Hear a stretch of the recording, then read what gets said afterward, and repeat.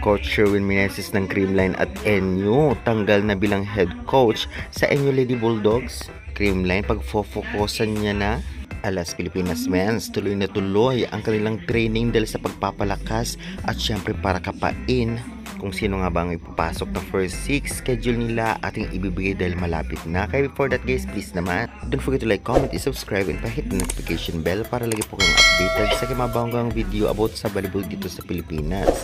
Maraming salamat sa support. Papalapit na nga ang laban na talaga namang pinaka-aantay ng lahat ng mga Pinoy volleyball fans, especially mga ka-experience na ang ating men's division na makapagharap ng malalakas na team all over the world dahil sa FIVB World Championship ay malapit na magsimula at makaharap nila ang top teams kung saan kailangan nila may panalo ang laro at i-defend syempre ang ating home court. Grabe ito dahil syempre manalo matalo ay suportahan natin ng Alas dahil talagang hindi biro ang kanilang makakaharap.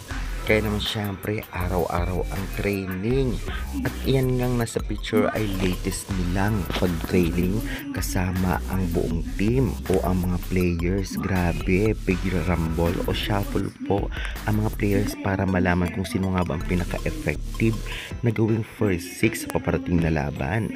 Well, present na nga si Bagunas at syempre si Espejo. Kasama din ang ibang Phil-Am na malalakas. Kaya kaabang-abang ang laban na ito. Syempre, alam naman nating lahat kung sino nga ba ang malakas na player na pwedeng isapak.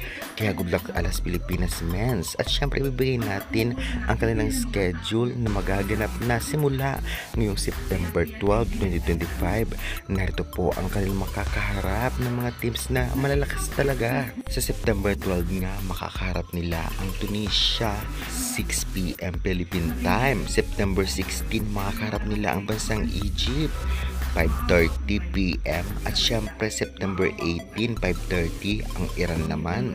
Sobrang lalakas ng team na ito, nakasali talaga sila sa FIVB World Champion kaya hindi sila basta-basta. Kaya naman syempre andito tayo para suportahan ang Pilipinas kaya good luck na lamang. Samantalang kakapasok lamang na balita, Coach Sherwin Meneses, ang head coach ng NU at Creamline, wala na sa NU at natanggal na.